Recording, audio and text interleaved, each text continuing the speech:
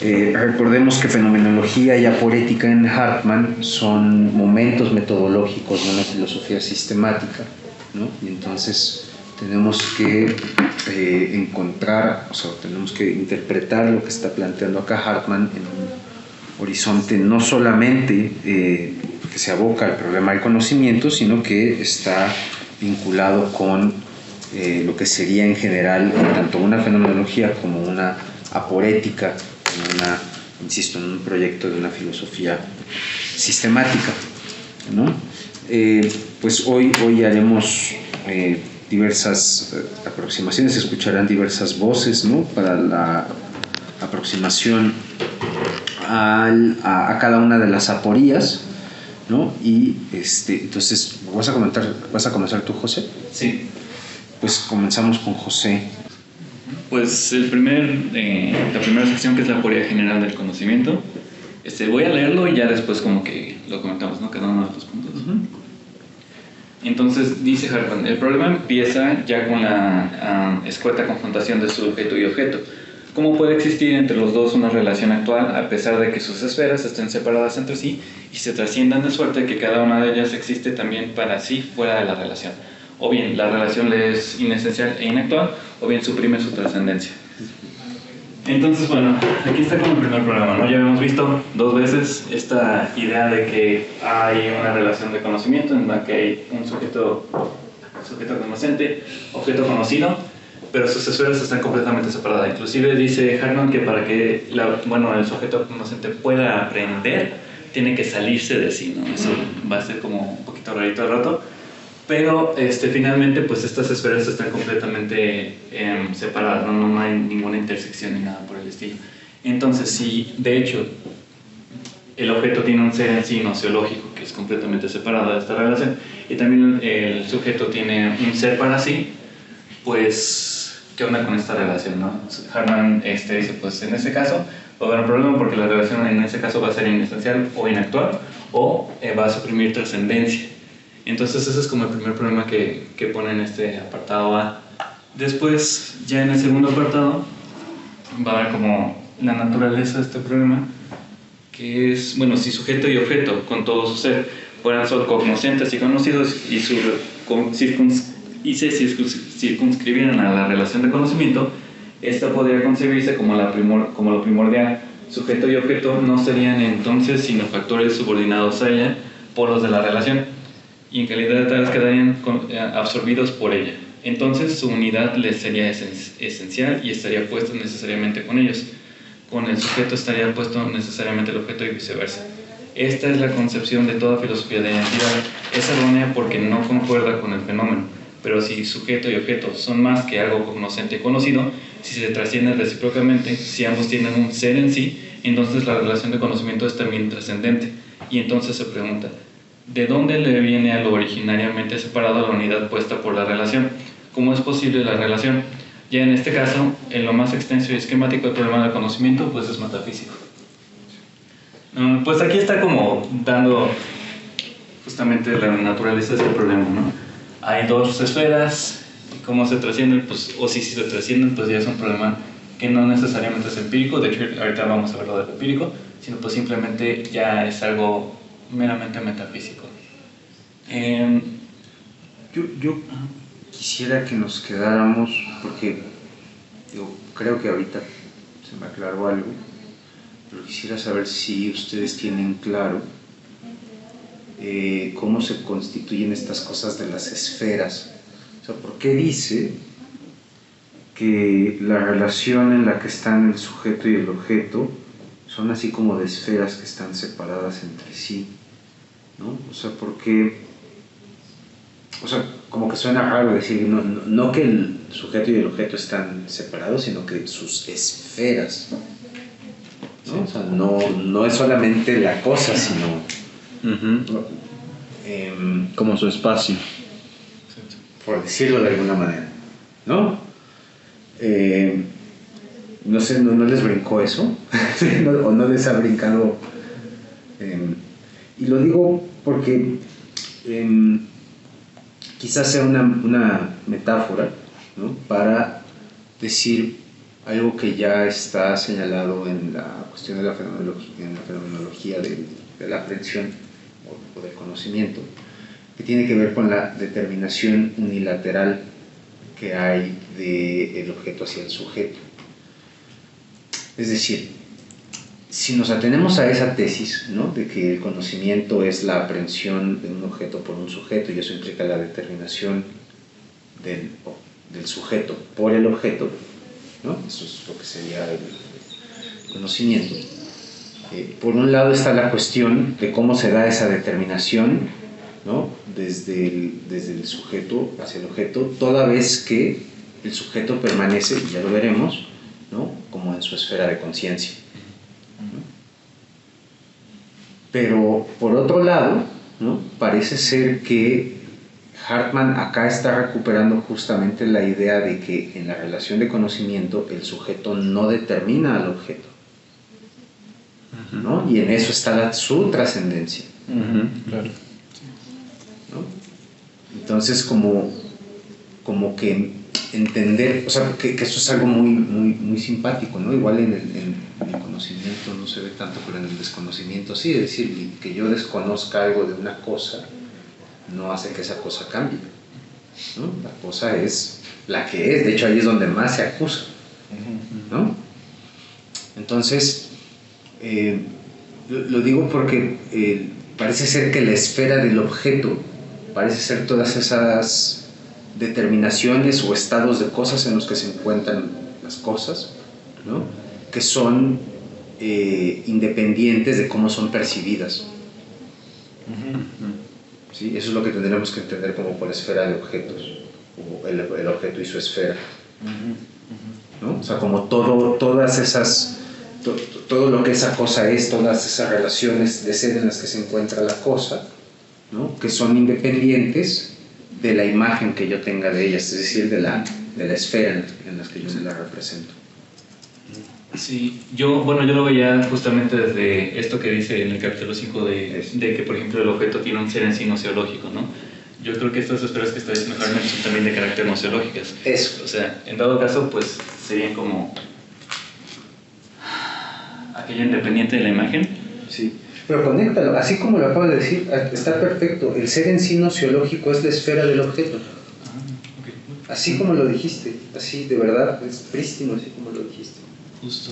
Pero también, por ejemplo, que el sujeto tiene un ser para sí, ¿no? Y eso también yo creo que es la esfera de él. Claro, que es que podemos reflexionar sobre lo que nosotros aprendemos, ¿no? Si no tuviéramos un ser para sí, no podríamos corregir nuestros errores, ¿no? Es decir, no podríamos reflexionar sobre las imágenes que tenemos de las cosas. Sí. ¿No? Sí, no son como... Bueno, yo las entendía como esferas noceológicas. ¿Cuál era esta? Era la... ¿Quieres decir algo tú, Carlitos? No. Bueno, yo sí. Ahorita estaba pensando lo que dijiste. Rápido, o sea, con lo de la esfera. Y es que la cuestión de la esfera es que induce a que hay un contenido. Y ese concepto en Hartmann pues sí tiene como un sentido muy particular. Pero lo que me quedé pensando es, claro, o sea, porque uno dice sujeto, objeto y piensa en entidades, en cosas que se relacionan de alguna manera, pero cuando dice esfera del sujeto y del objeto dices, claro, o sea, de la trama del sujeto, o de todo aquello que tiene que ver con lo subjetivo y la trama de todo lo que tiene que ver con lo objetivo, cómo es que se entrelazan, ¿no?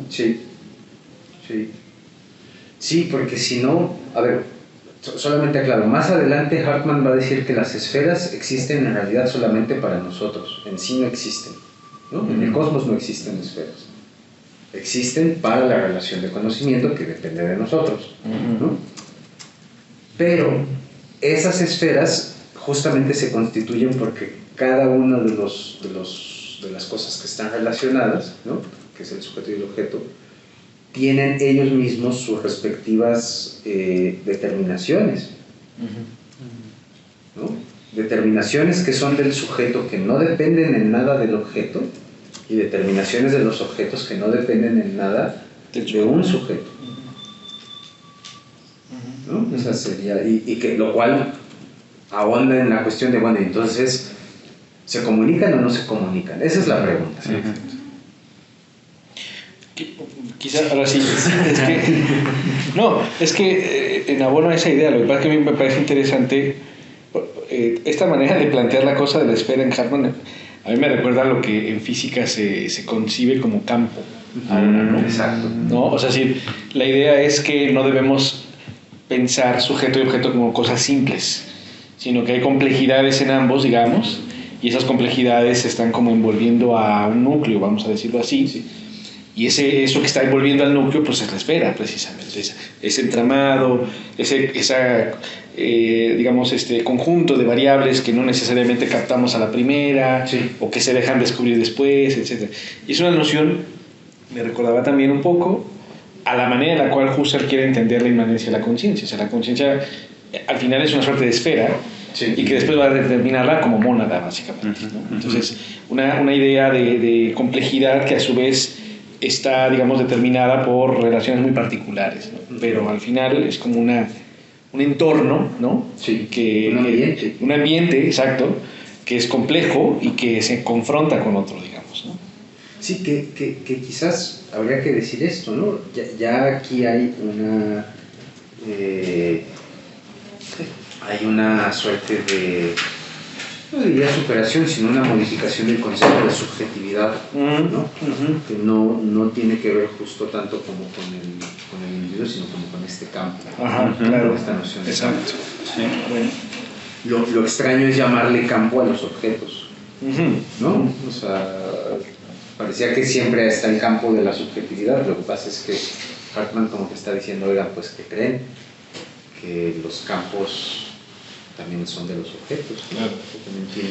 También tiene todo el sentido del mundo porque, como bien dices, es algo que acontece cuando hay conocimiento. O sea, no es que en sí mismos los objetos sean esa complejidad, pero cuando conozco el objeto, lo que ocurre es que no conozco simplezas, sino reconozco complejidades, digamos. Por eso el objeto es también una esfera, justamente. Sí. Y además como parcelas del objeto, ¿no? Ese es el punto. Claro. O sea, cuando en la aprehensión nunca captas la parcela en sí del objeto. Exacto. Son partes. Entonces lo vas configurando entero. Sí, eso lo vamos a ver con la cuestión, ahorita que lleguemos con... Sí, pues es lo de lo transobjetivo, ¿no? Lo transobjetivo y justamente lo que tiene que ver con la inadecuación, la incompletud de la representación, ¿no? Sí, esta distinción entre objectum y objequiendo, ¿no? Sí. De alguna u otra manera Hartmann está reconociendo la heterogeneidad ontológica de las cosas y el ser humano, ¿no? O de todo lo que no sea un ser humano, o también de un ser humano respecto de otro ser humano, ¿no? Porque eso ya lo dijo por ahí, que todos los sujetos pueden devenir objeto, ¿no?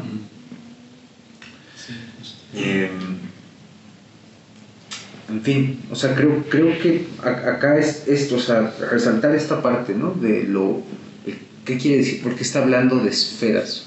Esto creo que es importante, y no hablar de cosas meramente puntuales, sino que se reitera esta idea de que Hartmann es un pensador de relaciones, ¿no? Más que de sustancia, o sea, también está pensando en la sustancia solamente que de otro lado, ¿no? Sí. Justo ya en el punto 3 va a discutir justamente cómo es que una esfera entra en la otra, o si se puede entrar, ¿no? Dice, visto desde el sujeto, el conocimiento es un aprender de objeto. Ahora bien, el sujeto no puede ensanchar su propia esfera hasta el objeto, no puede abarcarlo al mismo, incorporárselo. Antes bien debe efectuar sondeos más allá de su esfera hacia el objeto. Tiene que salir de sí mismo y permanecer fuera de sí para poder aprender, pues solo fuera de sí puede aprender las determinaciones que producen en sí en la estructura de conocimiento como determinaciones del objeto. El enigma es que en la función de conocimiento el sujeto está fuera de sí de esta suerte. Entonces, pues ya lo había dicho también en el capítulo 5, ¿no? O sea, hay una función de conocimiento y esta función tiene como 3 segmentos, ¿no? Tiene un salir de sí del sujeto, tiene un estar fuera, en donde pues justamente capta todas las, llamémosle, cualidades del objeto de conocimiento, y hay una entrada nuevamente, ¿no? A sí mismo, porque fuera de sí pues no puede haber conocimiento, o por lo menos no puede haber una imagen mental, ¿no? no se puede producir la imagen mental. Pero pues otra vez está la cosa esta rara de salir de sí mismo, ¿no? O sea, ¿qué significa esto de salir de sí mismo? Es obviamente metafórico porque no creo que Hartman piense como... Un viaje astral, digamos. Ajá, exacto. Entonces, ahí sí me sigue quedando la duda del capítulo 5, o sea, ¿qué es este salir de así? Porque pues justamente en el siguiente va a decir, bueno, ya un poquito más adelante va a decir que es como incompatible con esta idea de que estamos encerrados, ¿no? Un poco se va a explicar más adelante cuando empieza a hablar de esta cuestión de la incompletud de la imagen y de la posibilidad del progreso de conocimiento. Nosotros, o un poco lo que estaba viendo en la mañana en Hartman, es que el fenómeno de la verdad, ¿no?, tiene que ver con esta parte que es como clara para nosotros, ¿no? O sea, lo que ya hemos como reconocido, ¿no? Y entonces la idea del salir de sí tiene que ver más justamente cuando preguntamos por lo desconocido, ¿no? Porque lo otro, pues, o sea, lo que ya es de alguna u otra manera conocido, que ya entendemos sus conexiones, está del lado del objetificado. Y si está del lado del objetificado, de alguna u otra manera ya pudo haber sido representado, ¿no? Entonces ahí ya no tiene que salir de sí. Tenemos que salir de nosotros cuando desde lo conocido preguntamos por lo desconocido. Entonces, creo, no estoy diciendo que sea la única posibilidad, pero creo que uno de los posibles sentidos del salir de sí, del salir de su esfera, es justamente cuando tratamos de captar cosas que pues no están propiamente dentro de nuestra esfera, pero que hay inicios de ellas en nuestra esfera. Sí, sí, como un intento de aprehensión, ¿no? Pero sí. Pues justamente el 4 comienza así, ¿no? ¿Cómo puede el sujeto salir de sí? Es propio de la esencia de la conciencia que ésta nunca capta otra cosa que no sean sus propios contenidos, que nunca se salga de su esfera. Este principio, que se conoce con la denominación de principio de conciencia, dice lo siguiente: cuando la conciencia pone algo como existente fuera de ella, en realidad es solo en ella, solo en ella está puesto, pensado, intuido, sentido. Lo independiente de ella por ella sobreentendido lo convierte, por el solo hecho de sobreentenderlo, en dependiente. Precisamente en mero sobreentendido, la inmanencia del poder es como si dijéramos más fuerte que la intención de lo trascendente. La conciencia, a pesar de toda la objetividad de lo pensado, no logra desasirse de ese cerco de hierro, el círculo del pensar. Sigue siendo siempre prisionero de sí misma, reducida exclusivamente al mundo de sus posiciones y representaciones. Entonces, pues ya aquí nos presenta todo lo que dice que es el principio de conciencia, ¿no? La independencia del objeto es dependiente por estar como sobreentendida. Entonces, pues, estamos en un círculo de pensar. No es que estemos viendo la manzana, pues, sino que simplemente pues, estamos todavía afirmando la existencia de la manzana a partir de la conciencia, ¿no? Sí. Entonces, pues también hay un problema, ¿no? Aquí. Entonces, ¿qué onda? ¿Qué tiene que ver la manzanita real? Con la manzana de veras. ¿Tú querías decir algo? Sí, quería, regresar a lo que usted dijo. Si de alguna manera, es que siento que todo este capítulo así, porque me tocó la última página, y siento que todo este capítulo así es como esas películas donde uno ve y dice, y te preguntarás cómo llegué hasta aquí. Pues empecemos por el principio, ¿no? Porque él claramente al final te dice, la cuestión metafísica del conocimiento es una cuestión ontológica. Sí. Entonces él dice, bueno, te preguntarás cómo llegué hasta aquí, ¿no? En algunas partes se les toca ese tema de lo conocido se reduce a lo desconocido. O sea, todo lo que uno conoce se va reduciendo en esas preguntas para entender pues esas esferas, ¿no? O sea, como que él va partiendo de lo que desconoces para ir preguntando lo que conoces. Algo así entendí, es que es como que va de atrás hacia adelante. O sea, no sé si cómo explicarlo más o menos. A ver, la primera parte creo que tiene razón. O sea, la aporía ontológica que se esconde detrás de la nociológica es la aporía, digamos, remasterizada, la aporía fundamental remasterizada, ¿no? Que es lo que le decía a Cali hace rato, que toda relación de ser, a ver, las relaciones de ser no se agotan en la relación de conocimiento, Pero las relaciones de ser solamente son comprensibles a través de la relación de conocimiento. Por eso tiene una primordialidad de preguntar por el conocimiento, ¿no? Entonces, solamente podemos hacer la pregunta por las aporías ontológicas desde la pregunta nociológica, ¿no? Toda vez que la misma relación de conocimiento es una relación de ser entre otras, ¿no? Ahí es a donde quiere llegar. Oye, bueno, te estaba escuchando otra vez. ¿No será que esta también relación, o sea, las relaciones de conocimiento y las relaciones de ser, las podemos pensar como la diferencia de Aristóteles de lo que es para uno y lo que es en sí? Y cómo es que de alguna manera esas se van como conjuntando, ¿no? Porque parecería que el asunto nociológico es desde la perspectiva del para nosotros, ¿no? Y en esa medida, por eso la perspectiva ontológica es desde la perspectiva de la cosa en sí, ¿no? O sea, ahorita me sonó eso. Y iba a decir algo de lo de salirse fuera de sí, porque en la sesión pasada justo hablábamos a partir del problema de la imagen, que podríamos pensar que el salir de sí tiene que ver más bien con la esfera del sujeto que sale con respecto a la imagen que se genera. Claro. ¿No? Y no tanto con de verdad irte a otra esfera totalmente no es distinta. literal, claro. Entonces ahí ya está prefigurado el papel de la imagen, pues. Sí. Yo quería decir algo al respecto, porque justo a mí me parece que justo estas líneas es en donde Hartman me resulta profundamente agudo y crítico de la filosofía de la representación. O sea, efectivamente está saliendo de las filosofías que van desde Spinoza hasta Hegel prácticamente, inclusive, ¿no? O sea, efectivamente como la idea de que lo que capta siempre es ya un ejercicio reproductivo o una reproducción sobre lo que hay allá afuera, ¿no? O sea, la línea kantiana es muy clara allí, ¿no? La cosa en sí pues nunca se deja captar y siempre lo que tienes es una imagen ya fabricada, digamos, por la subjetividad. En cambio parece que acá dicen, no, o sea, sí salgo y regreso con algo, ¿no? O sea, sí hay un encuentro con lo de afuera. Por eso es que en efecto la conciencia sí logra salir de sí misma y en esa medida no es un solipsismo, no es una gran mónada, sino que tiene una cierta interacción.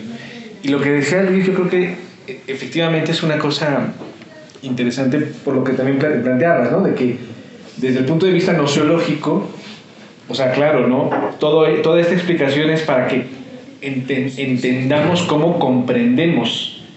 Pero eso, digamos, si hubiese un observador de fuera de nosotros, digamos, eso lo vería diciendo, claro, ellos hacen eso porque así es, por tanto es ontológico, el diseño de lo que hay, pues. Entonces estos seres hacen eso ontológicamente y como nosotros somos esos seres que comprendemos lo que pasa fuera de nosotros, pero lo comprendemos a través del conocimiento, por eso nosotros solo podemos entender lo que es desde lo que se conoce o desde el acto de conocer. Por eso lo ontológico está, digámoslo así, siempre mediado por lo nociológico, en el caso hartmantiano. Lo cual no implica que somos una mónada, una cosa cerrada, sino que salimos, ¿no? Justamente. Esta distinción, por cierto, o sea, no sé si habrá influido en algo en Sartre, ¿no? Porque Sartre tiene muy claramente planteado esto en El ser y la nada, cuando él plantea precisamente el ser en sí y el ser para sí. Y juega un poco con esta misma lógica de la conciencia que sale de su propia, digamos, inmanencia, para captar y en cierta medida apropiarse del modo de ser de lo externo, pues. Es un hegelianismo de los... Era eso que sí estábamos hablando de la clase pasada, que ahora que lo recuerdo estábamos tomando el salir así como una metáfora del retorno, o sea, de salir y retornar y entender como este conocimiento como una afección, un tocar al objeto y que causa una afección dentro del sujeto y retorna a sí mismo y ese es el conocimiento, ¿no? Bueno, como esa idea de estar en constante formación y por eso mismo no hay como tal un absorber del objeto, sino que como el conocimiento está en constante formación es un constante retorno y una constante afección hacia el objeto, ¿no? Bueno. Está bonito porque es que quiero permanecer con esta cuestión del salir que tiene que ver justo con lo de la imagen, ¿no? Hineintasten es como sentir dentro. Entonces, hinaustasten, hoy tengo disléxico, es tocar fuera, ¿no? Como palpar. Pero es que esto, perdón que insista, es la idea de problematizar. O sea, si uno se va directamente a la noción de qué significa problema, problema es lanzarse hacia adelante. Entonces, problema y salir fuera son correlativos, ¿no? La cosa es que uno solamente puede problematizarse si tiene un criterio de verdad, de aquello que sea objetivado, ¿no? Y para saber si algo que sea objetivado es verdadero, primero hay que aclarar cómo es que se nos ha sido dado, ¿no? O sea, estoy haciendo como hacia atrás, ¿no? Y eso nos lleva al fenómeno fundamental de la aprehensión, ¿no? Pero a lo que quiero decir es que los sondeos o las problematizaciones ya tienen que justamente traer de una u otra manera como información que modifique la imagen que yo tengo de las cosas. Claro. ¿No? Es decir, y lo va a poner, creo que lo dice más adelante, el fenómeno de la duda ya nos pone en guardia ante el error, ¿no? Entonces, dudar, preguntar, ¿no? Son los modos en los que uno se previene de digamos, mantener cerradas a las imágenes de conocimiento. Pero por otro lado pienso que lo que está diciendo también es que ese modo, sí. O sea, no sé si lo que estás diciendo ahora mismo del problematizar y el preguntar es algo así como el modo más originario, digamos, del salirse de la conciencia, o si solo es un modo más del salirse, porque parecería que la conciencia tiene una naturaleza, digamos, completamente proclive a estar constantemente saliendo, porque conocer es una acción de la vida. Exacto. Sí, ¿no? Y eso es algo clave para Hartman, lo que estás diciendo. Lo que sucede es que, claro, cotidianamente no es que no dudemos, claro, ¿no?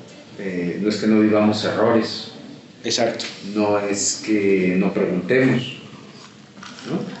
Exacto. Nada más que quizás la intención de esos fenómenos no es el de buscar el conocimiento como tal, sino es la verdad para algo más. Bueno, podríamos decir que es un conocimiento en un sentido, digamos, pragmático o inmediato, sí. Pero es conocimiento también.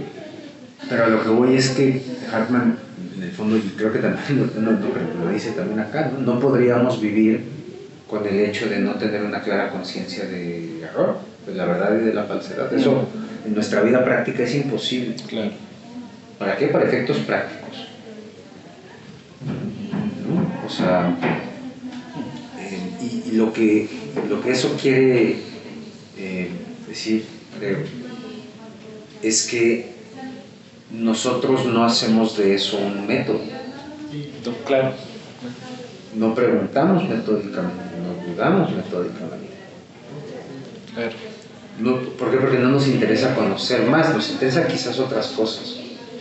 Pero yo no diría que sean originarios, sino que Hartman más bien está entresacando, o sea, está apoyando en esa vivencia natural del conocimiento para decir, a ver, la aporía metafísica del conocimiento la vivimos en la vida, no la vivimos en las ciencias.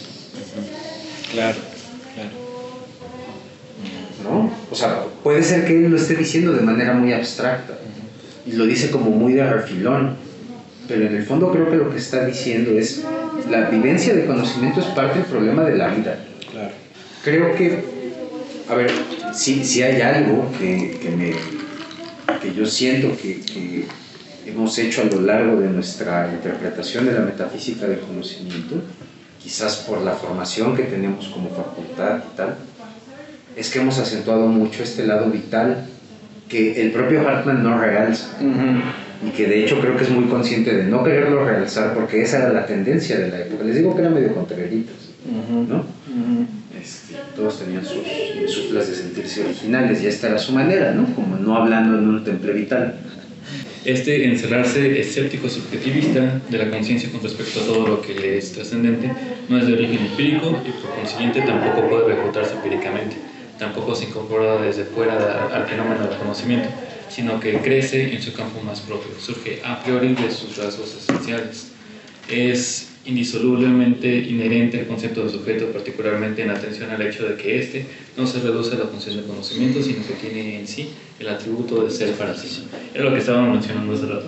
Bueno, dice Hartman que este problema, este encerrón, digamos, como del pensar, no es de carácter obviamente empírico, sino que tiene como sus fuentes en esta idea de que fuera de la relación de conocimiento, el sujeto pues también es un ser para sí, ¿no? Y entonces como que de ahí viene este problema del encerrón empírico. Ahora, el 6, ya cuando la cosa se pone buena, según yo. Número 6. Aquí tropezamos ineluctablemente con una antinomia de la conciencia. El ser fuera de sí, del sujeto en la función de conocimiento, no se compadece en su estar cautivo en sí. En la tesis, la conciencia tiene que salir de sí en tanto aprender algo fuera de sí, es decir, en tanto es conciencia cognoscente. Antítesis, la conciencia no puede salir de sí en tanto solo puede aprender su contenido, es decir, en tanto es conciencia cognoscente. La contradicción existe, pues, entre la esencia de conocer y la de la conciencia es ineludable, porque solo una conciencia puede tener conocimiento. Por consiguiente, queda eliminada en el principio de conciencia, o bien este queda anulado en el fenómeno del conocimiento. Entonces, pues aquí está la cosa, ¿no? Parece que son incompatibles esta idea del círculo del pensar y la de función de conocimiento, la relación del conocimiento. Aquí nuevamente, aquí sí hay un salir así, pero esto es contradictorio con la idea de que pues simplemente el sujeto está como encerrado, no hay un encerrón cognitivo aquí que no lo deja salir. Entonces a una se puede dar la otra o la otra, pues vale, ¿no? Aquí está entonces la antinomia que tiene que ver con el principio de conciencia. Eso por un lado, pero no vayan a perder de vista que los elementos para la solución de la antinomia ya los dio Hartman, que es que no se reducen sujeto y objeto a estar en una relación de conocimiento, ¿no? Porque, digo, un poco para que vayan imaginando la cosa, es que el principio de conciencia no es ontológico, es nociológico. Perdón, otra vez, ¿qué? Sí, el principio de conciencia no es ontológico, es decir, no establece un quebrantamiento ontológico, sino solamente un quebrantamiento a nivel nociológico, ¿no? Esa va a ser como la mediación que va a encontrar Hartman, ¿no? Mientras que la tradición había supuesto que el principio de conciencia tiene un valor ontológico, pues es demasiado duro. Para Hartman el principio de conciencia es poroso, ¿no? No es un círculo de hierro. Sí, porque si me no recuerdo en en alguna parte del ley, creo del capítulo 5, menciona que este silencio nociológico no necesariamente es un, ¿cómo le llaman? Un en sí ontológico, ni tampoco un hológico, ¿no? Un saber en sí. O sea, puede que coincidan, ¿no? Pero no necesariamente este ser en sí va a ser una de las dos o las dos a la par. Sí. Entonces, ok. No, pues ya me entiendo bien.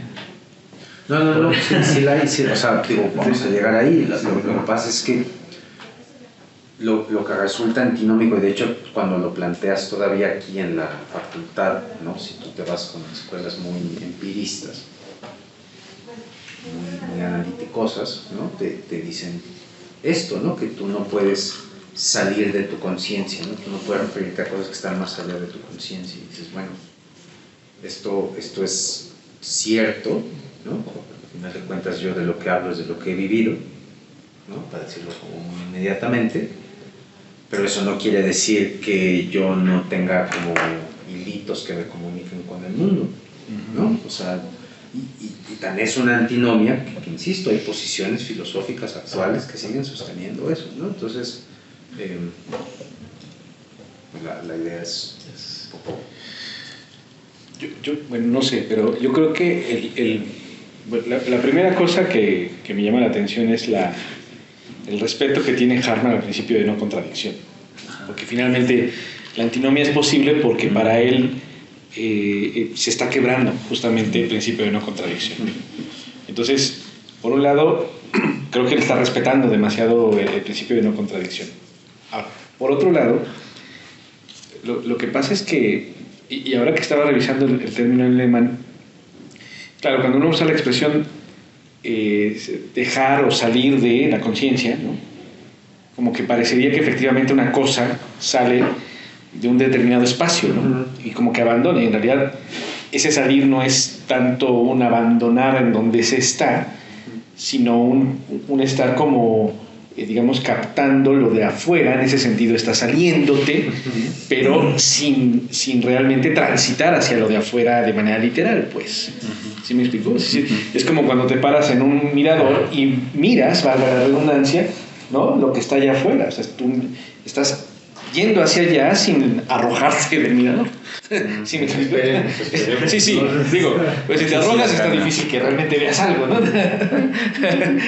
Pero el caso es ese, que el juego yo creo que lo plantea lógicamente, pero desde un punto de vista nociológico, en realidad el salir no tiene que ver con abandonar donde estás, básicamente, ¿no? Sí. Y por eso se puede ir del doble juego. Yo creo que así se podría resolver la antinomia, ¿no? No sé, ¿sí algo, Marco? Bueno, ahorita que estaba comentando, no sé si esa idea podría verse como un estado de sensibilidad del sujeto ante los objetos, como un estado de alerta o percepción del sujeto en común a los objetos que lo rodean. Que eso sea como un estado, que eso sea el estado de conocimiento, un estado de sensibilidad tratando al conocimiento como parte de una afección del objeto al sujeto. ¿O sí? O sea, me gusta, no estoy diciendo. Alguna vez, o sea, se los platico. Un hartmanniano me dijo que no le pusiera términos fenomenológicos a Hartmann. No aguantan nada. O sea, se ponen así, pero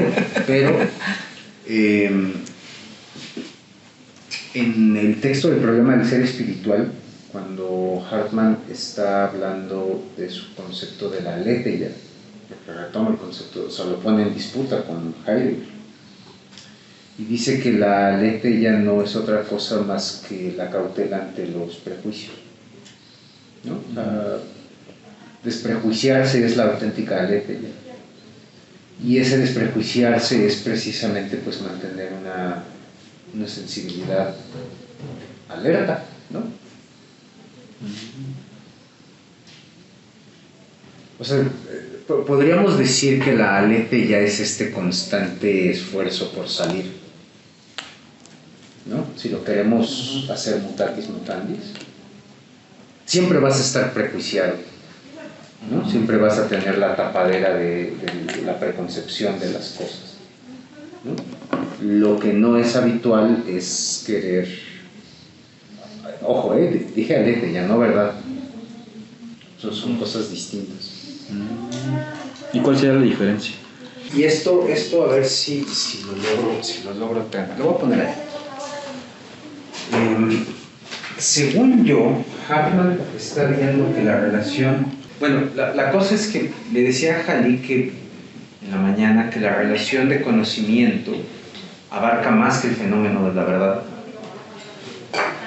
¿no? Y abarca más que el fenómeno de la verdad porque el fenómeno de la verdad es solamente un reconocimiento de lo ya aprendido, ¿no? Es tener un criterio para decir, pues tal cosa es tal como yo la pensaba. Desde la percepción de Hartmann de lo que sea la verdad, como adecuación, ¿no? Eso no lo va a... Pero ahí propiamente no estás descubriendo, ahí estás reconociendo. Estás apegándote a un criterio de conocimiento que te dice, bueno, sobre esta base yo puedo decir que tal cosa se acredita. El fenómeno de la verdad, ¿no? Solamente tiene que ver con el hecho, aquí está la verdad. Y lo que les digo es que verdad es sobre todo reconocimiento. ¿Por qué? Porque no se está preguntando cómo es posible la aprehensión, sino cómo puedo decir que hay coincidencia. esto supone el hecho de que hay algo así como aprehensión, ¿no? Es justamente lo que estamos viendo ahorita, el salir fuera.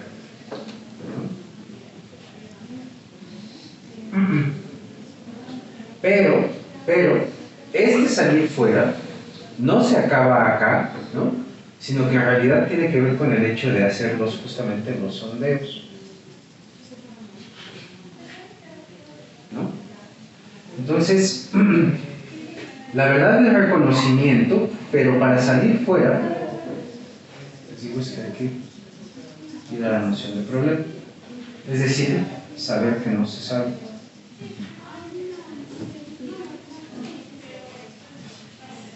¿Y qué no saber que no se sabe es desprejuiciarse? ¿No? Entonces el fenómeno de la aletheia está acá.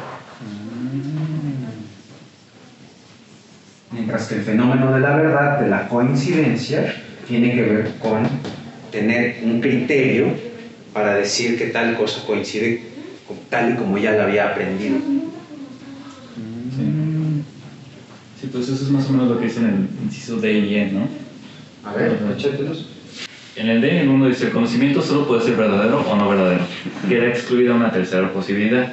Naturalmente, puede ser también verdadero en parte, pero entonces la parte que tiene verdadera se convierte sencillamente en verdadera. La no verdadera, sencillamente, en no verdadera. Las determinaciones de la imagen del objeto en el sujeto solo pueden precisamente coincidir o no coincidir con las del objeto mismo. Necesariamente tiene que ocurrir una de ambas posibilidades. Por consiguiente, verdad y no verdad no constituyen de por sí un problema, no hay una aporía de la verdad. El fenómeno de la verdad solo pasa a ser problemático cuando se pone en entredicho el ser en sí del objeto, mas eso pertenece a la aporía general de la relación del conocimiento y contradice además al fenómeno general del aprehender.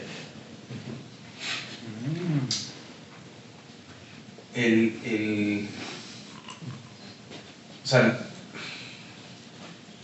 estoy pensando en términos de lo que implica, por ejemplo, la educación.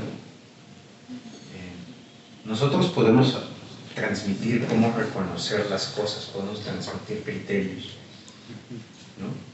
Pero lo que no podemos transmitir es cómo preguntar, cómo problematizar. Perdón si estoy haciendo como el brinco muy rápido, pero es que esto es importante, ¿no? Porque es un poco lo que sucede cuando estoy pensando en nuestro proceso de formación como estudiantes de filosofía. Nos enseñan a reconocer las ideas de los pensadores, a reelaborarlas, pero lo difícil, ¿no? Filosofar, podríamos decir, tiene que ver con el hecho de lanzar los sondeos adecuados, ¿no? Y ojo que digo también adecuados, porque no están exentos del fenómeno de la verdad, ¿no? O sea, tienen que ser probados, ¿no?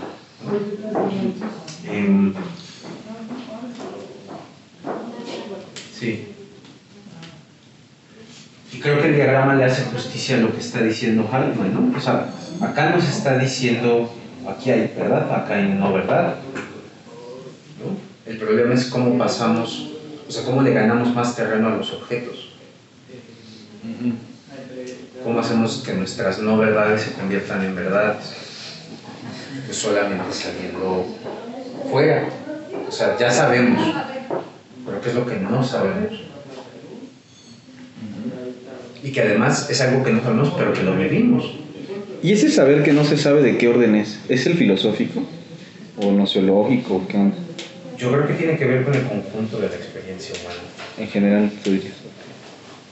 Pero es que también lo marca como una es paradójico.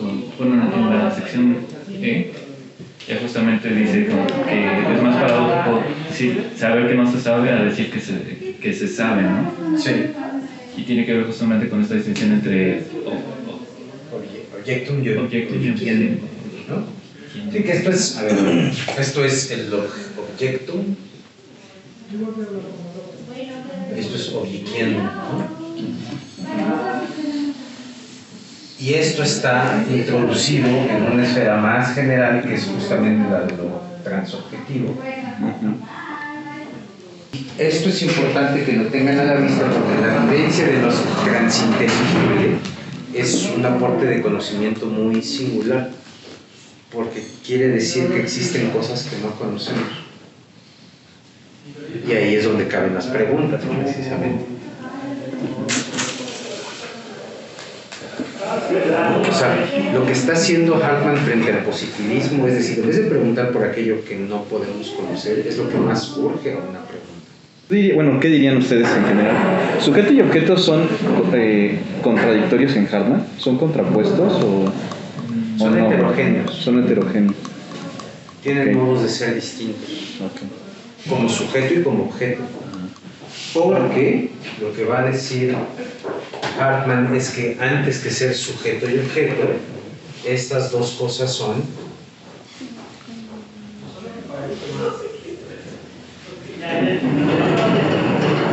es que lo pregunto porque, o sea, lo pregunto en un sentido muy de Platón el sofista, porque parecería que la aporía se reduce a la tesis y antítesis con respecto a la relación de un sujeto y un objeto que se contraponen. Y eso puede ser el principio del conocimiento y el principio de conciencia del que hablaba José. Pero la aporía de alguna manera se desenreda en la medida que se muestra que no son contradictorios o contrarios. Sí, claro. ¿No? Y por eso yo decía que en realidad es una aporía que el propio Hartman está de alguna manera desatando con la posición de la imagen. Porque en la imagen es donde se decidiría qué es lo propiamente que se contrapone a qué. Sí. No el sujeto y el objeto, sino que habría que pensar más bien en la imagen del sujeto qué es lo que no cuadra con qué. Todo esto es el terreno de la imagen. Sí. Toda esta esfera es la esfera de la imagen, porque la esfera tampoco está en el sujeto. No. Es la esfera del sujeto. ¿Sí lo ven? Y está la esfera de la imagen. Hay una esfera de la imagen. Que es justamente la visión que tenemos de las cosas. La proyección que hacemos de las cosas. ¿No? Y además, constantemente hacemos a partir de esa proyección inferencias sobre lo que no conocemos. ¿A poco no? O sea, siempre pretendemos hablar de lo desconocido mediante lo conocido. Claro. Nada más que no siempre nos problematizamos. Ahí es donde está la diferencia. Suponemos. Exactamente. Suponemos cosas. Suponemos desde lo que, pues únicamente desde la verdad. Claro, ¿y cómo voy a suponer desde lo que no sé? Claro. Pues es que claro que es mucho más paradójico, ¿no? Además, no olvidemos que suponer es asumir verdad sin certeza o sin justificación. O sea, si lo que supongo es aquello que asumo verdadero sin haberlo comprobado, pasa. Y además no tengo todavía un criterio para ello. Bueno, quizá el criterio sería vamos a llamarlo así, la proyección desde lo que conozco hacia lo que no conozco, digamos. O sea, mi criterio siempre es lo conocido, pues, ¿no? O sea, a partir de ahí, todo aquello que supongo necesariamente debe tener algún tipo de conexión. Exactamente. Y en esa medida mi criterio siempre es lo conocido, pues. Sí.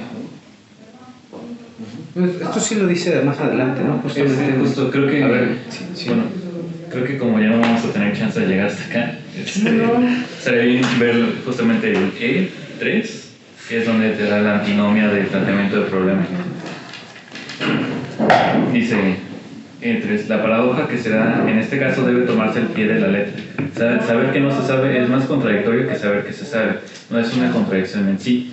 Quien pregunta por algo no puede saber ya la pregunta, de lo contrario no necesitaría preguntar, y sin embargo tiene que saber qué pregunta. De lo contrario ni siquiera podría preguntar por eso. Esto puede formularse como antinomia del planteamiento de problemas. Tesis: el problema significa conocimiento de lo transubjetivo, o sea, objetificación de eso, pues es saber de lo no objetificado. Antítesis: el problema no puede ser conocimiento de lo transubjetivo, o sea, objetificación de eso, pues es un saber precisamente que no sabe lo no objetificado. Entonces, pues está en sí. Y además, presten atención también a que la relación de verdad es una segunda relación frente a la relación de aprehensión, que es la primera, ¿no? Primero, hay que explicar cómo aprendemos cosas, pues qué criterio tenemos para decir que es adecuada esa aprehensión. No son la misma relación, ¿no? A ver si no se le sale el problema del tercer hombre aquí a Hartman, ¿no? Y después de esta segunda relación hay una tercera relación, que es la relación de la conciencia del problema, ¿no?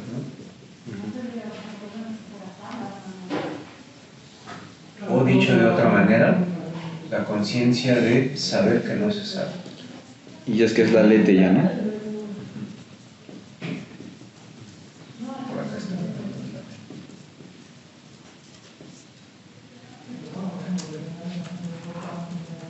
Digo que eso creo que sigue siendo muy tradicional, ¿no? Pero si hay una manera de entender la lete ya del pensamiento antiguo sería esa también, ¿no? Sí.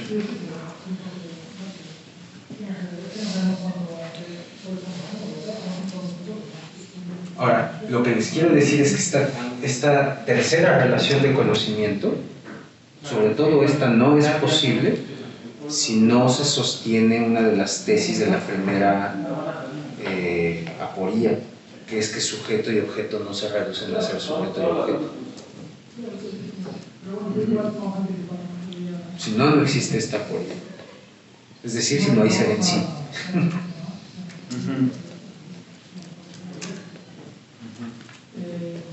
Nada más que justo, claro, ¿no? Lo que hay, la diferencia es que frente a la tradición es que ser en sí no es ser sin relación. Sí, eso es lo difícil de comprender, ¿no? Bueno, no se va con la pinta. Sí, porque normalmente nos han dicho, quizás desde Platón o desde cierta versión de Platón, que ser en sí es lo que carece de relación. Bueno, y eso es la contraposición entre Platón y Protágoras, por ejemplo. O sea, relativismo, lo que se suele entender por relativismo, y una postura que habla acerca de la realidad en sí.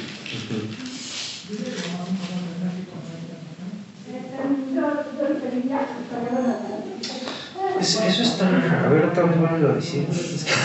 Pues es que es la lectura tradicional, ¿no? De que frente a la sofística, en particular de Protágoras, que piensa en una relatividad con respecto al hombre medida, está la postura platónica que pensaría en una suerte de realidad en sí mismo, que son las formas. Sí.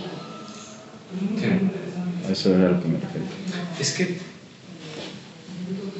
o sea, Hartman también le está dando razón a los protagónicos. Porque también está diciendo que las relaciones son en sí. O sea, la tesis de los protagónicos es que lo único que es en sí son las relaciones. Pero siempre en relación al ser humano, ¿no? Ese es lo que ya no. Digo, además con ese singular giro hacia el ser humano, pero como que el complemento que haría Hartman sería decir, a ver, son en sí las cosas, pero también son en sí las relaciones de las cosas. Sí. Eso está en el Timeo de Platón, por ejemplo. En Platón hay en sí de las formas y en sí de las relaciones que vinculan a estas con el mundo sensible, inclusive, ¿no? Claro.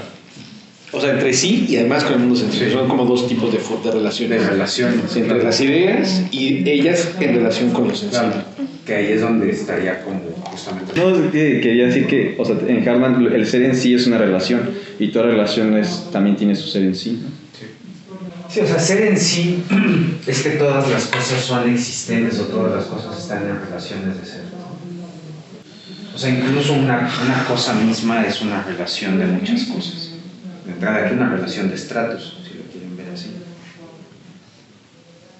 ¿No? O sea, si las cosas son estratificadas, pues ya no son simples. Y si no son simples, pues tiene que haber relaciones. Eso es como muy intuitivo eso en la vida, ¿no? O sea, realmente lo que pesa son las relaciones. Eso es lo que... Estamos marxianizando a Hartman. Hablaron un poco de cómo se entiende esto del objequiendum o el objetificación. Sí. Sí lo... Sí. Ajá. hicimos un diagrama. De hecho, va a venir un capítulo, después de esto viene el capítulo sobre la terminología del objeto. Ok.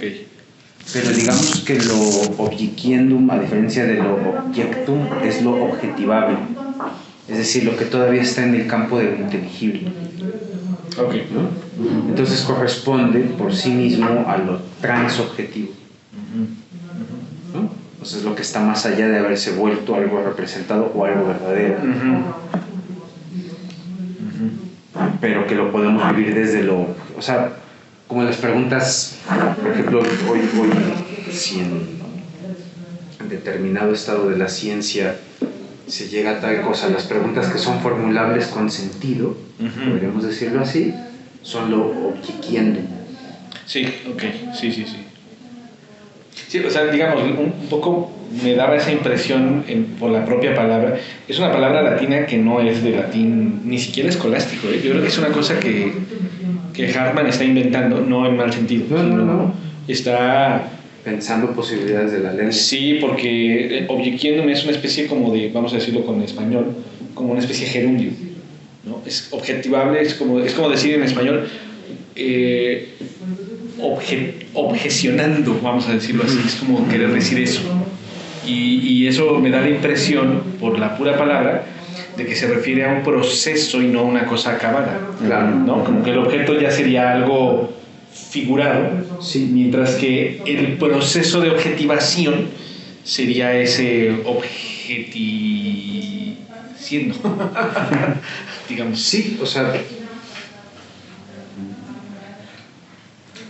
es curioso porque lo que Hartman quiere hacer, a diferencia de otras tendencias, es quitarle demasiada agencia a las cosas, porque esa agencia le parece que es demasiado antropocéntrica, claro, ¿no? Como que está muy construida en función de lo humano, y habría que ver si no le pasa así a estas teorías del objeto contemporáneas, ¿no?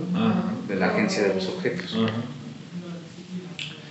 Pero lo que sí dice es que los entes no se oponen a que los conozcamos, claro, ¿no?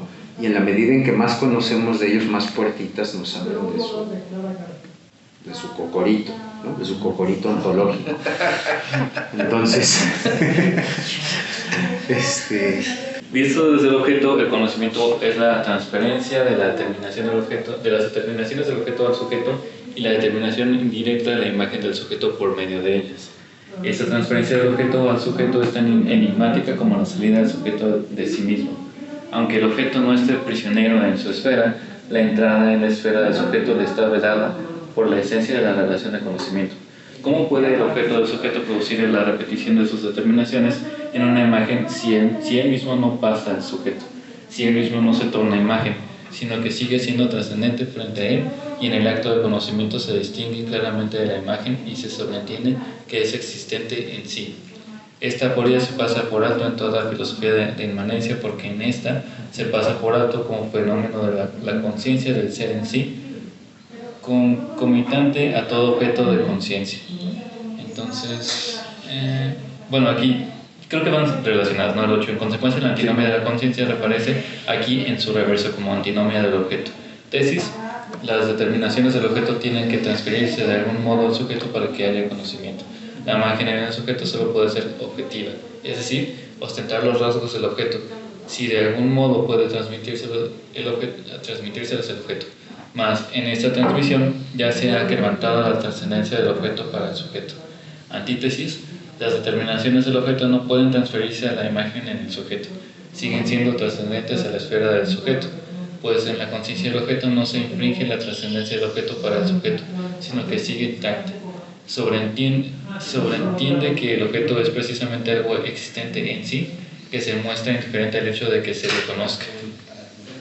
Entonces, pues básicamente, del otro lado de lo mismo, ¿no? Hay una antinomia de cómo es posible que, bueno, esto es, ¿no? O sea, antes habíamos hablado de la antinomia de acá para acá, y dice Hartman, pero aquí también hay una antinomia de acá para acá, ¿no? Sí.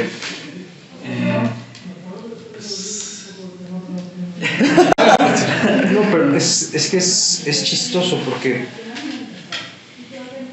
claro, uno tiene que preguntarse cómo es que llegamos a conocer la constitución molecular de X elemento, ¿no? O sea, cómo en el fondo sabemos que eso corresponde a suceder en ese horizonte de cosas, ¿no? Cómo sabemos que podemos hacer operaciones a partir de ello, cómo podemos anticipar eso, ¿no? Que eso es lo que se está preguntando a Hartman por cómo han pasado esas determinaciones a nosotros, ¿no? O sea,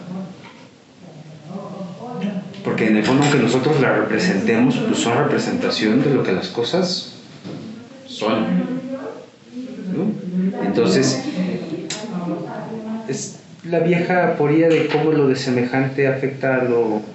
O sea, cómo somos afectados por lo de semejante, ¿no? A mí lo que me entra a duda de esto es lo del concepto de transferencia.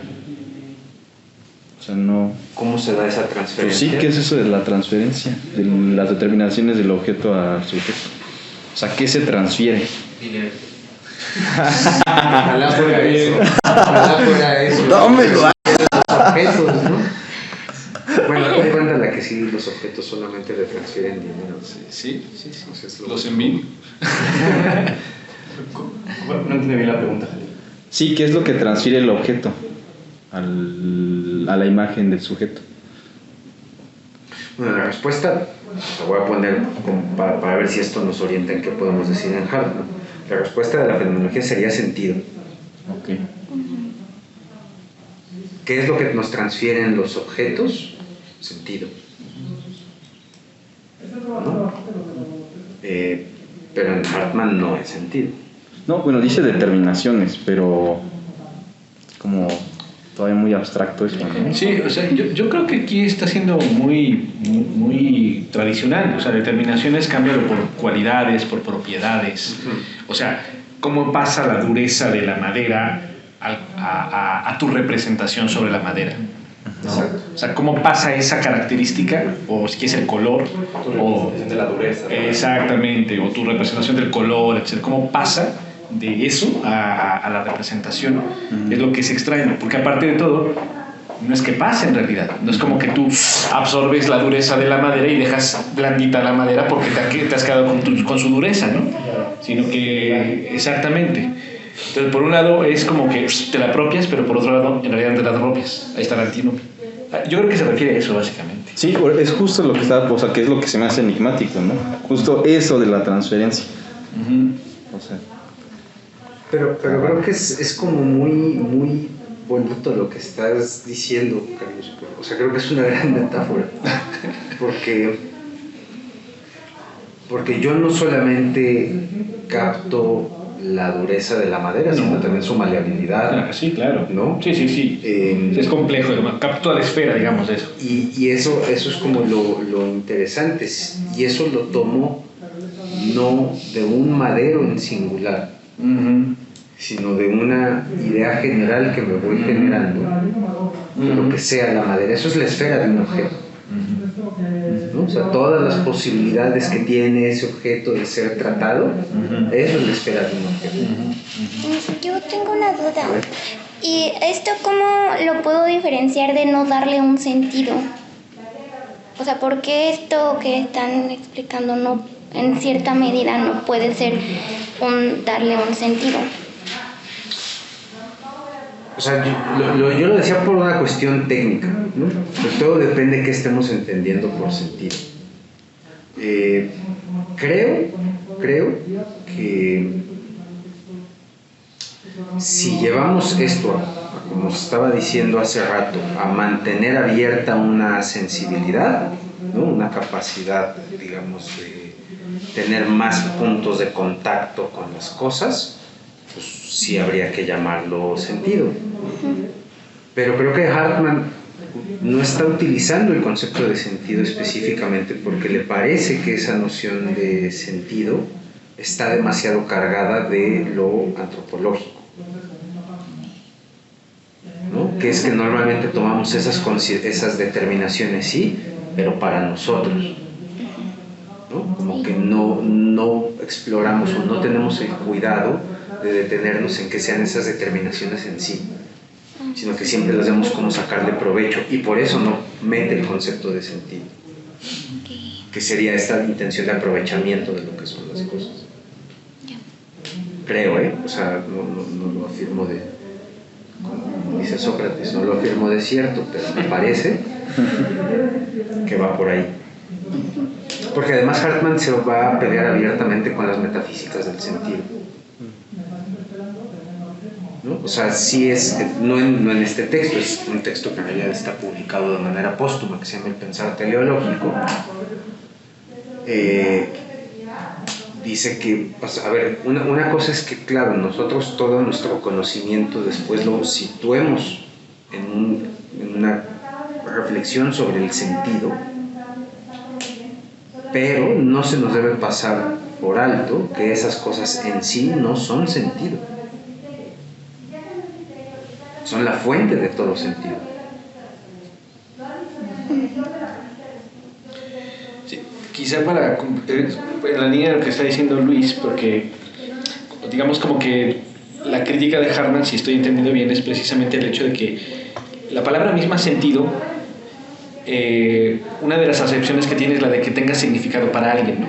Por eso se antropomorfiza, como que está muy vinculado al ser humano, ¿no? Y entonces, como que lo que Hartman está declarando es que lo que sea que la conciencia, digamos, figura o representa, procede de un modo de ser de las cosas, y eso es, digámoslo así, independiente de que ello tenga significatividad para el ser humano. Dicho de otra manera, no sé, digo, ya aquí estoy explorando, ¿no? Por ejemplo, un animal que tenga una capacidad de representación parecida a la del ser humano, pero que no sea un ser humano, igualmente tendría una capacidad cognitiva relativamente parecida a la que tenemos los humanos. Y eso no quiere decir necesariamente que tenga sentido humano, o que tenga siquiera sentido. El punto es que hay una relación entre el proceso cognitivo y la realidad misma, digamos, ¿no? Y eso descarga de antropocentrismo o de antropomorfización el acto cognitivo. Por eso el concepto de sentido no es crucial acá, pues, digamos, ¿no? Aunque se explica, en todo caso, o sea, algo tiene sentido como derivación de esta relación cognitiva entre nuestra conciencia y lo que hay allá afuera. Sí. La idea es que nuestra construcción de sentido se construyera sobre la distinción de lo que es verdadero y lo que es falso. Claro. ¿No? Incluso políticamente. Sí, ¿no? claro. O sea, es pero verdad y falsedad no son sentido, sino son fuente de sentido, ¿no? Eso sería como si verdad y falsedad no son sentido, sino como las reglas desde las cuales se construye. Algo tiene sentido. El sentido. Mira, muy como bien. No, pero es distinto, ¿no? ¿Qué? Sí lo estaba pensando. Lo que pasa es que lo que no tiene sentido es lo que no es ni verdadero ni falso. En Wittgenstein, en el Tratados, por lo menos, ¿no? Y lo que tiene sentido es aquello que puede ser evaluado como verdadero o falso. Por eso una proposición del tipo "qué bello amanecer" no tiene sentido. Una proposición tiene sentido si la trata un hecho. Están cosas posibles, pero si la trata un hecho. Exactamente, una proposición tiene sentido si lo trata un hecho. Sí, me traigo mi Biblia. Y obedece a una figura, ¿no? Sí lo leí. Bueno, Sí lo leí. en Wittgenstein también tiene que obedecer a una figura lógica para que tenga sentido, ¿no? No solo es la referencia al estado de cosas, hasta donde yo recuerdo. O sea, él supone que la proposición comparte la figura lógica con la realidad. La estructura lógica está en el mundo. Para Marx y el otro lado Wittgenstein. Espérame, estabas alzando tú la mano. Tomás estaba alzando la mano. Entonces, Marco y... Sí, Marco y tú. Bueno, a mí me entró una duda porque siento que ya al final del capítulo se pone medio violento.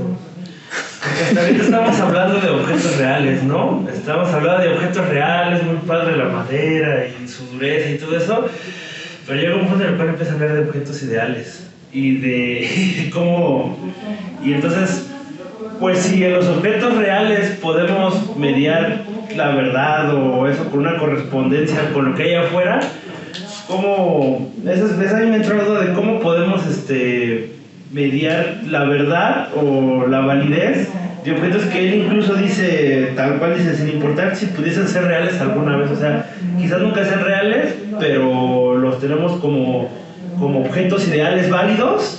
¿Y de dónde provendría esa validez si no tenemos de dónde salir? Y todo es... Bueno, yo siento que es más complejo porque estamos hablando de un salir en sí mismo. Salir, paradoja, ¿no? Estamos saliendo, pero el objeto ideal es... Como inmanente, ¿no? Ajá, está es como salir para adentro, digamos. Sí, eso es lo que a mí me Bueno, a ver, para aclarar una cosa del ser ideal. A excepción del ser matemático, todo ser ideal es un ser cojo frente al ser real. Y eso quiere decir que el ser ideal no se presenta en el mundo, sino es a través del ser humano, a excepción de lo matemático. Y esto está en la autoexposición sistemática, ¿no? Cuando habla de lo inorgánico, ¿no? Que dice que incluso por debajo de lo inorgánico está el estrato de las relaciones lógico-matemáticas, que tienen un ser en sí y que son algo así como la matriz estructural de todo lo inorgánico. Ahí está tu luz,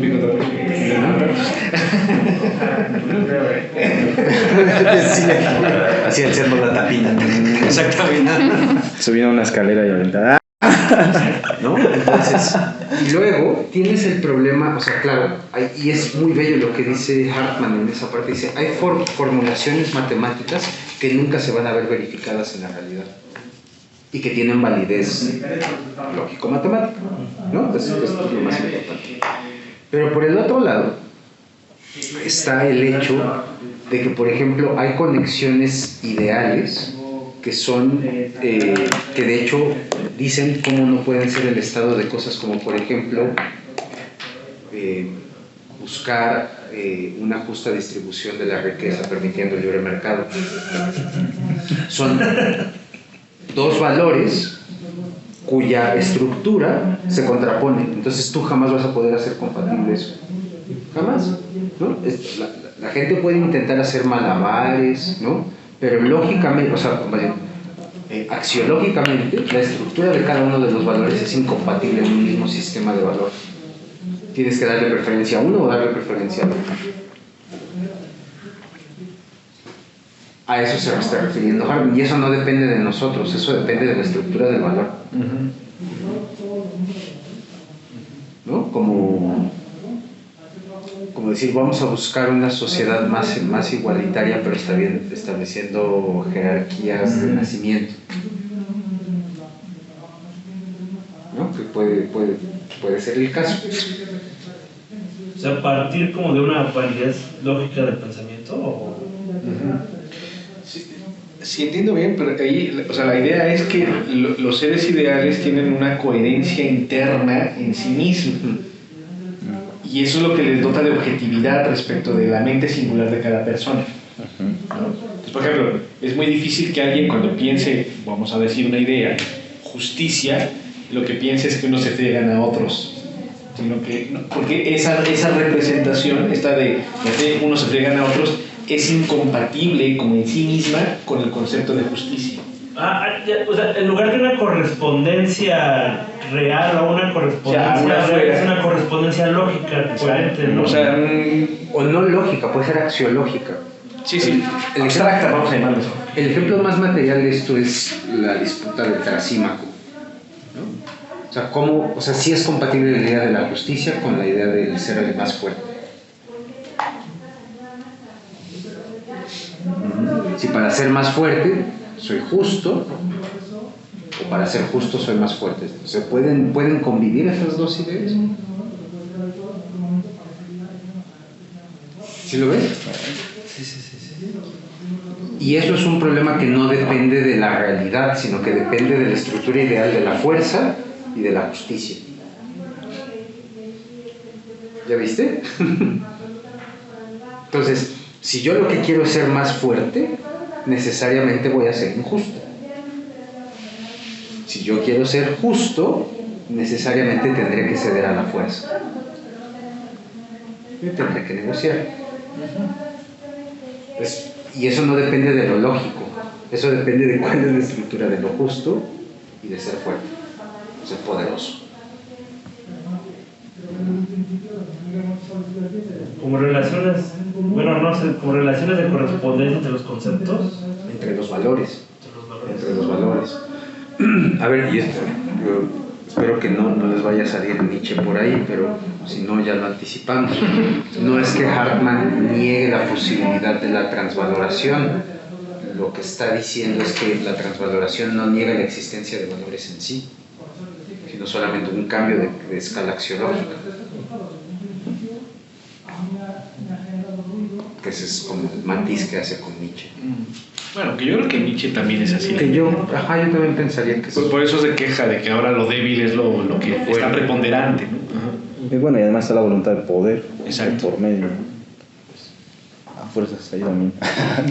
Pero sí se entiende esta cuestión de lo valorativo, porque es fundamental, porque solamente por eso a través del tiempo podemos seguirnos preguntando en realidad nos seguimos preguntando por los mismos valores.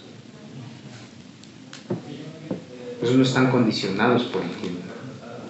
Seguimos aspirando a una sociedad igualitaria desde hace no sé cuánto tiempo. Van a decir que en Occidente. Bueno, en Occidente. Pero desde hace mucho tiempo. Se me dio risa la contación. ¿Quiénes más habían alzado la mano? Tomás. Y también...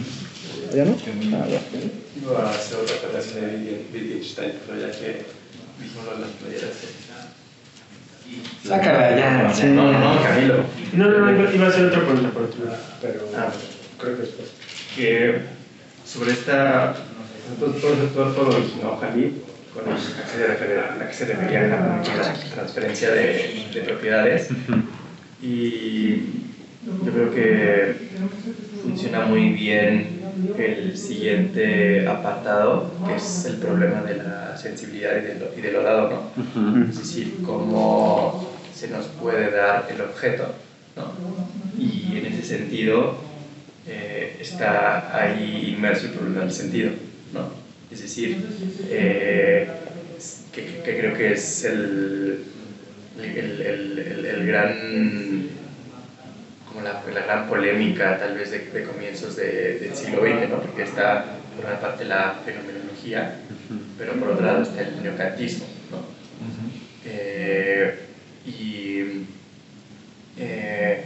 Para la fenomenología el sujeto ya está en un mundo de sentido, ¿no? Por la correlación, ¿no? Y por esto luego Heidegger va a decir que porque ya hay un sentido que se retrotrae a, digamos así, un origen del ser humano, ¿no? Y aquí viene la antropología, que es eminentemente pragmático y que ve siempre algo en tanto que algo, eso puede transferirse a una esfera teórica, ¿no? Pero los neokantianos decían que no había nada dado, y en ese sentido estaban pues muy emparentados con lo que Hartmann denomina como los idealistas, ¿no? Que no hay nada dado, porque para ellos lo dado ya era una categoría del sujeto, ¿no? Y en ese sentido en ese sentido, pero luego sin sentido, entonces En esa medida,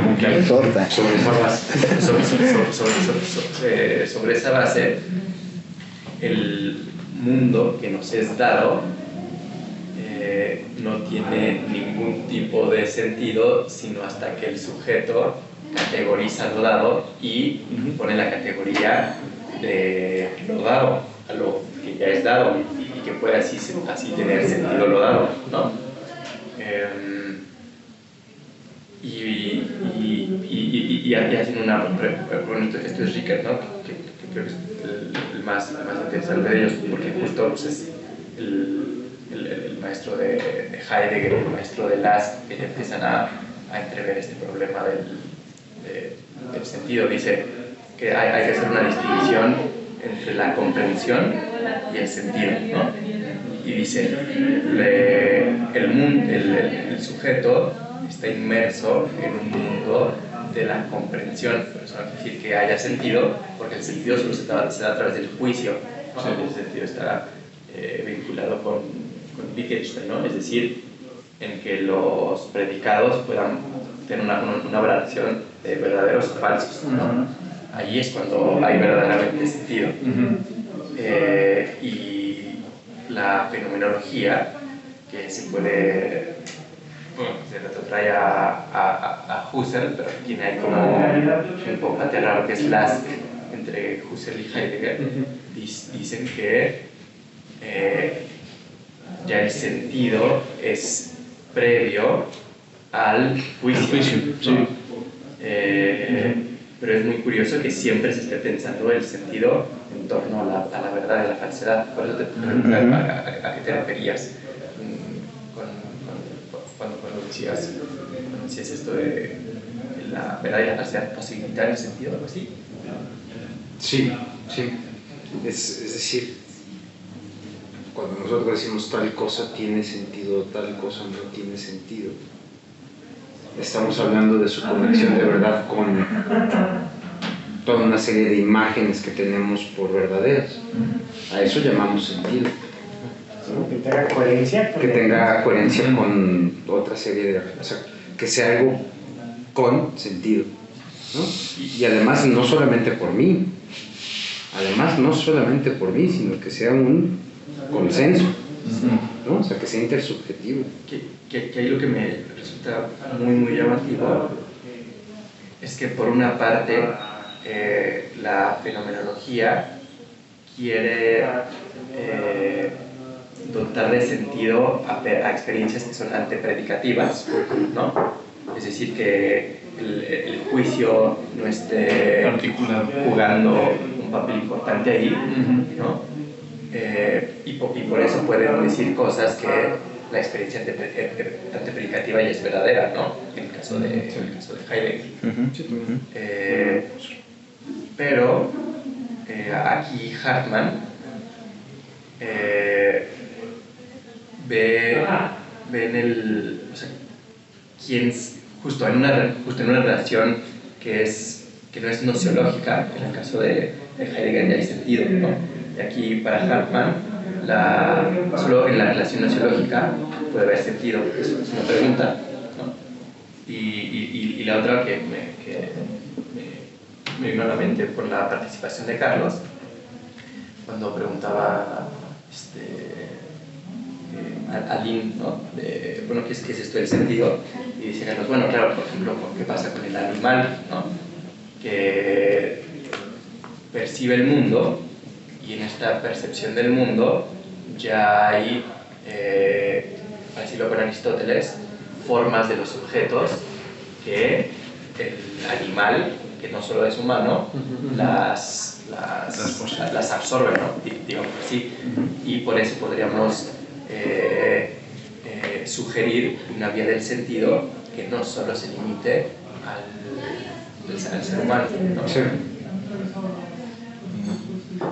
¿Puedo agregar algo? Es que me quedé pensando también en lo que dijiste tú, Carlos, del principio de no contradicción. Porque a la base de la verdad y la falsedad está el principio de no contradicción. Al menos desde la perspectiva del juicio, sí. Y quizás no también tiene que ver con eso el sentido, es decir, con aquello que de alguna manera se conforma al principio de no contradicción en cualquiera de sus formulaciones. Sentido es no contradicción. O sea, la significación básica de que algo tenga sentido es que no sea contradictorio. Yo añadiría nada más que la coherencia no nos puede explicar la verdad, porque la coherencia asume la noción de verdad. Claro. Porque decir que un sistema es coherente es decir que todas sus proposiciones pueden ser verdaderas a la vez. Entonces, nada más me recuerdo lo que dijiste. No, y es que otra vez, o sea, verdad y, o sea, eso viene a reafirmar la tesis de que en la verdad y en la falsedad está la fuente de sentido. Eso no quiere decir que el sentido solamente lo constituya la verdad, ¿no? O sea, nosotros podemos construir sentido sobre falsedades, pero para que sea sentido tiene que ser contrastable con otro, o sea, tiene que ser algo de lo que uno pueda como diferir, ¿no? Entonces, tú puedes construir imágenes perfectamente llenas de sentido, pero que son falsas, ¿no? Como lo que sucede con la derecha, ¿no? Son cosas que tienen sentido, de verdad tienen sentido. Es Es más, está consensuado, ¿no?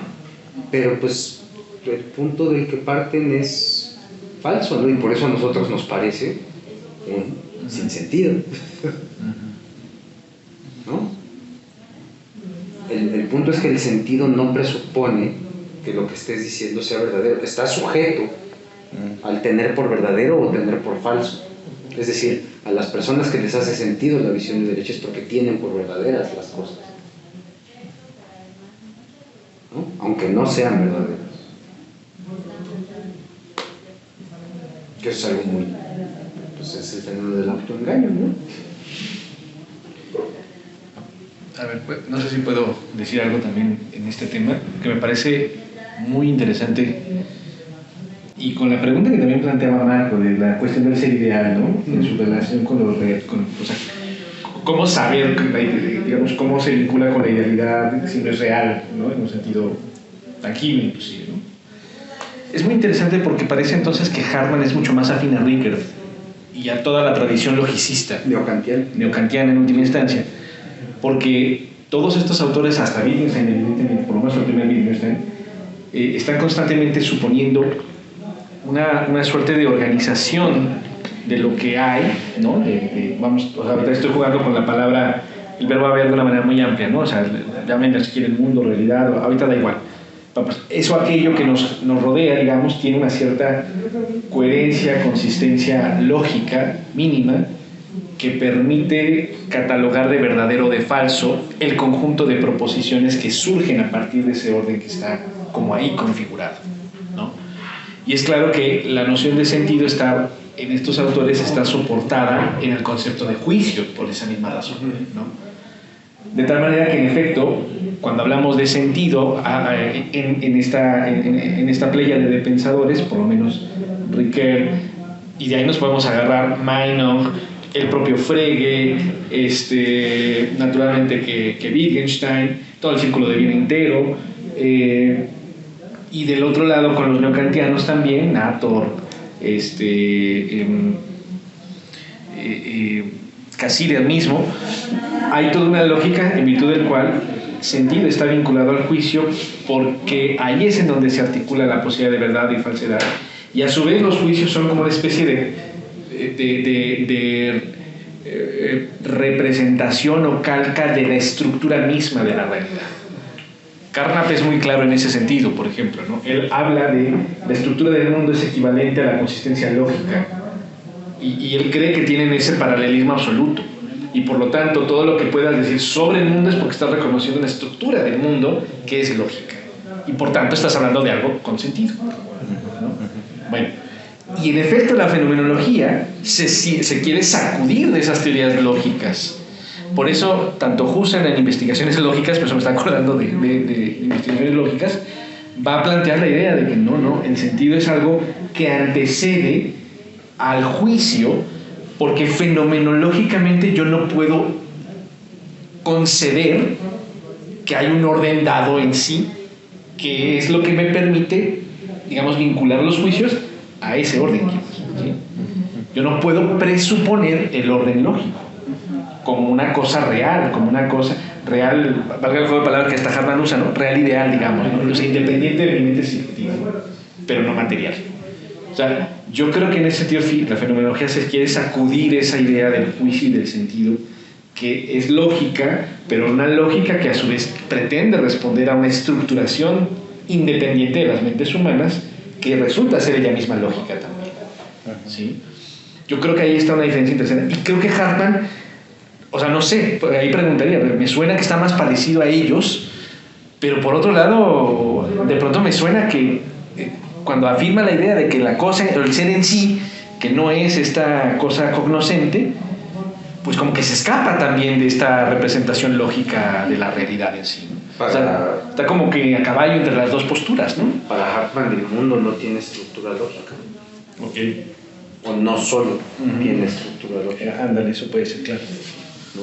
O sea, no está negando, y eso es el problema del a priori, ¿no? El conocimiento a priori real lo que nos dice es que hay una conexión, ¿no? De alguna manera entre lo ideal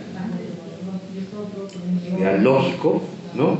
Y lo real, pero el problema sería reducirlo todo a eso. O sea, para Hartman siempre el primer error es querer reducir las cosas, ¿no? Porque es una tendencia que tenemos, ¿no? Encontramos una vía regia y decimos, pues entonces la vía es lo trascendental, ¿no? Y lo demás, la vía es la de la duda y lo demás no nos importa. Entonces, creo que lo que está tratando de decir Hartman, o sea, a ver, metafísicamente Hartman dice, el mundo no tiene sentido, el mundo es, ¿no? Pero su estructura de ser no se opone a la del sentido, ¿no? Porque el mundo no nos ofrece en realidad ninguna resistencia, ¿no? Entonces sucede que el mundo es lo suficientemente variado como para que sin tener sentido deje espacio a la existencia del sentido. Claro. Y sí, es que ahí está la cosa peculiar, ¿no? Pero, o sea, uno podría decir, entonces el sentido es como una construcción humana, o de la mente humana, o de la conciencia, pero es del mundo. Exacto, es a lo que voy, o sea, lo diseña la mente o la conciencia, mejor dicho, pero tampoco es como que sea mero capricho arbitrario, ¿no? Como que se inspira en el mundo en alguna medida. O sea, toda construcción de sentido tiene por base la estructura del mundo. De hecho, o sea, Hartman ve como expresiones de sinsentido, esto creo que no se los he dicho, pero ve como expresiones de sinsentido el hecho de que el ser humano quiera, por ejemplo, establecer un mismo paradigma de cultura para todos. Dice, ¿por qué? Porque eso es desconocer las leyes de la naturaleza, ¿no? Entonces, para poder construir sentido, ¿no? O sea, sentido, o sea, cosas que conecten todo con todo, ¿no? Se tiene que partir de un conocimiento preclaro de las leyes de lo natural, de lo biológico, de lo inorgánico. Si no, lo que va a decir es, y la imagen que pones es muy bonita, estamos arruchando la rama del árbol que nos sostiene, ¿no? Eso es nuestro proyecto de desarrollo humano, y eso lo decía en 1933. Siguiendo esto, podríamos hablar de una relación entre lo ideal y lo real, que hay una relación que hace que uno de alguna manera, casi como sujeto-objeto, que uno de alguna manera represente al otro, el otro de alguna manera forme al otro. O sea, si estamos comentando que lo ideal parte de una inspiración de lo real, entonces lo ideal no podría de alguna manera ser sin lo real. Lo ideal no podría ser sin lo real. Ajá. No, sí puede ser. Son dos, o sea, el mejor ejemplo es lo matemático. Solo una parte, y no es que no pueda ser, es que no puede realizarse. Pero nace, bueno, yo siento que lo ideal, e incluso lo matemático, nace de una necesidad real, ¿no? De cuantificar la realidad en este caso. No, estás confundiendo modos de ser con... Lo matemático no es la ciencia matemática. Lo matemático es una estructura de ser. Tomás. Creo que la pregunta que hace se enmarca muy bien en los primeros capítulos que revisábamos, ¿no? Donde estaba la polémica entre los psicologistas y los logicistas, ¿no? Es la gran polémica que recorre la mitad del siglo XIX y la primera del XX, ¿no? Y por lo menos la fenomenología y el neocantismo, que es de donde bebe la obra de Hartman, iban en contra del psicologismo, ¿no? Que básicamente lo que quiere decir el psicologismo es que del ser real, que sería la conciencia, y los procesos que sostienen la conciencia, pudieran inducirse, ¿no? Porque, por ejemplo, el principio de no contradicción decían que no era algo independiente de nosotros, sino que podía llegarse por inducción, ¿no? Y lo que dicen estos cuates es que, atendiendo a la tradición, el ser ideal debe tener leyes que sean completamente ajenas a nosotros, es decir, que no por los nexos mentales o los caprichos puedan tener sentido, porque justamente si los nexos mentales están determinados por el flujo del tiempo, si están determinados por la realidad empírica, ese ideal es completamente, se abstrae de todo ello, es decir, es eterno, no se vincula con el flujo, etcétera, etcétera. Y ahí la pregunta que se hace Hartmann, que dice que se hace Kant, es cómo este ser ideal, que no depende del ser real, ¿no?, puede servirnos para las operaciones que nosotros hacemos en el mundo real, ¿no? Es decir, cómo los principios lógicos, aquello que no está sujeto a nuestro arbitrio, lo utilizamos y en efecto tiene repercusiones en el mundo, ¿no? Y acertamos, y hay predicción, y hay todo esto. Entonces ahí el problema es cómo puede vincularse algo que es indiferente a nosotros, ¿no?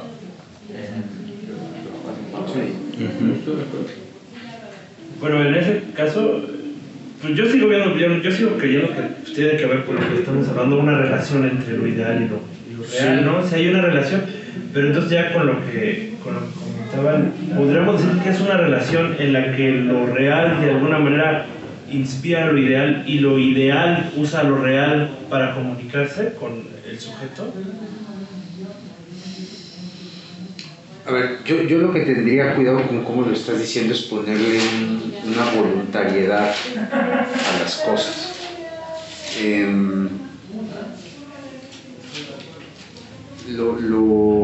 Que lo matemático exista, ¿no? Que lo matemático exista no hace requerir a la materia. No hay ninguna exigencia, ¿no? Es decir, porque existen estas leyes matemáticas, entonces se tiene que expresar en una materia. O sea, no sería una manera de representarlo. Eso por un lado. Pero lo que sí es claro es que todas las formaciones de lo inorgánico, ¿no? O sea, muchas de las formaciones de lo inorgánico, no solamente en niveles macroscópicos, sino en niveles microscópicos, tienen estructuraciones matemáticas, son matemáticamente representables. Eso es muy llamativo. No está hablando ni de una exigencia de uno hacia otro, sino de cómo encontramos en la naturaleza algo que es figurable con independencia de su materia, que son estructuras matemáticas. ¿Sí? Eso es un caso. Otro caso sería, por ejemplo, en el hecho de que nosotros, los seres, incluso podríamos decir los seres vivos, tenemos relaciones de jerarquía. Para que haya relación de jerarquía tiene que haber percepción de valor. ¿Sí? Y esa percepción de valor, ¿de dónde le viene a los animales? Unos dicen que por instinto. Hoy podríamos decir, si somos un poquito más abiertos, decir, pues que también perciben valores, ¿no? Y eso con independencia de si están acá o allá, o sea, hay una acción de preferir, ¿no? Y sobre eso determinan su acción sobre el mundo, pero no hay nada del mundo que les exija eso, sino que es una relación natural que tienen con las cosas, ¿no? Entonces, lo que quiero decir con esto, ¿no?, es que estos modos de ser, no es que impongan exigencias unos sobre otros, y lo más interesante es esto, lo decíamos en la mañana Jalí y yo, uno puede percibir que es lo mejor, pero puede no hacerlo,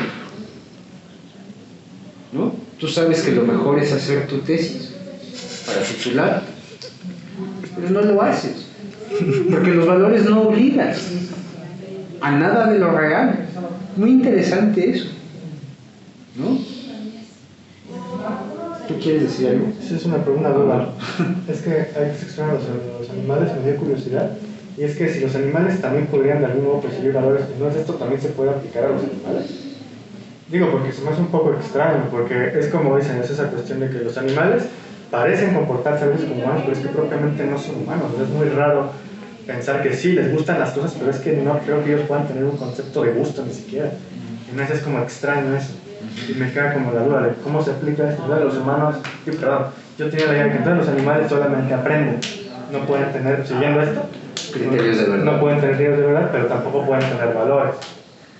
Porque si hace esa es una duda que me dio la cuestión de la adaptación de los animales. Mira, yo estoy en un debate con eso, ¿eh? No. Creo que lo que sucede es que los animales valoran, pero no pueden decirle no a aquello que estiman como mejor. Y ahí, eso yo creo que es una observación fundamental de Nietzsche que retoma Schelling. La distinción fundamental del ser humano es poderle decir no a los valores. O sea, agarra y ponle a un perro comida y lo que sea por la comida, punto. ¿No? Entonces, yo no soy animalista, no tengo ninguna causa de ese tipo, pero de repente me parece extraño poderle negar una experiencia de los valores a los animales que sea distinta a lo que nosotros hacemos, que es justamente este hecho de decir, pues nosotros no elegimos siempre lo que es lo mejor. En los animales la elección de lo mejor es casi inevitable. Lo mejor, y habría que determinar en qué sentido se da eso mejor, ¿no? Para nosotros, No conforme a su ser. bueno, pero ya tú lo dijiste. Yo no me quería hablar por ahí. Pero a lo que voy es a lo siguiente, ¿no? O sea, de alguna u otra manera tenemos que pensar que la conexión que hay de lo ideal hacia lo real no es una determinación necesaria, es una determinación posible, para dejarlo así abierto, ¿no? Sobre todo más allá de lo matemático, porque lo matemático sí que es necesario. Y más ahora estaba viendo un libro de este cuate, ¿cómo se llama? Haeckel, el que es el que introduce el darwinismo en Alemania, y hace unas representaciones de unos animales con unas figuras geométricas que dices, es que ni en nuestra más profunda imaginación podríamos haber visto eso si no lo vimos primero en la naturaleza.